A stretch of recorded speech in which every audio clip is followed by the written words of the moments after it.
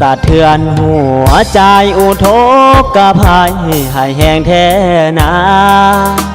สงสารพี่น้องอาวาพ่อแม่ลุงป้าผู้ประสบภัยเมื่อหูข่าวหัวใจมันเศร้าสุดที่ห่วงใยอัตตะปือเมืองสนามสร้างน้ำนองหลั่งไหลท่วมบ้านท่วมนาประสาโศกสันสุดจาบ้านน้ำตาไหลนองหัวใจ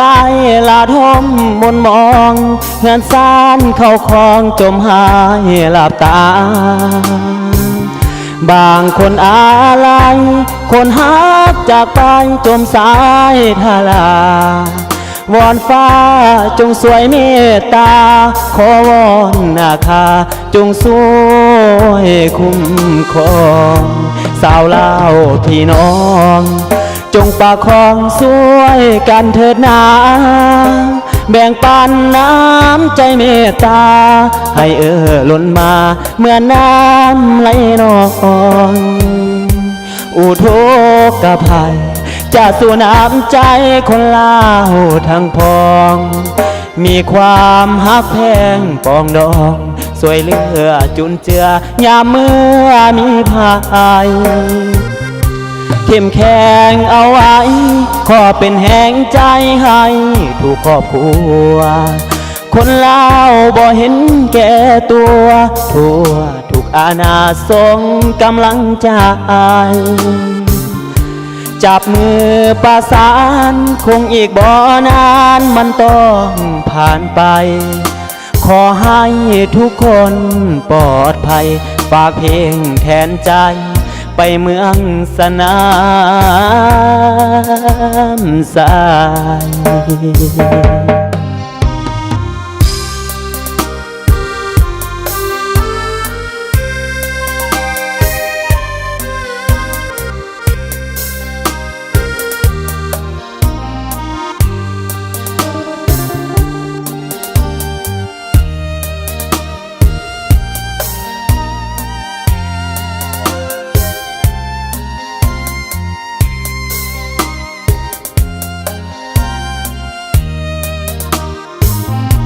สาวลาวพี่น้อง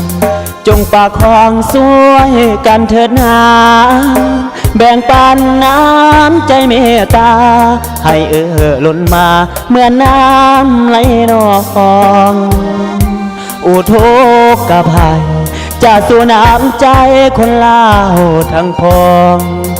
มีความฮักแพงปองดองสวยเหลือจุนเจือยามเมื่อมีภัยเข้มแข็งเอาไว้ขอเป็นแห่งใจให้ทุกครอบครัวคนลาวบ่เห็นแก่ตัวทั่วทุกอาณาส่งกำลังใจจับมือประสานคงอีกบ่นานมันต้องผ่านไปขอให้ทุกคนปลอดภัยฝากเพลงแทนใจไปเมืองสนามทราย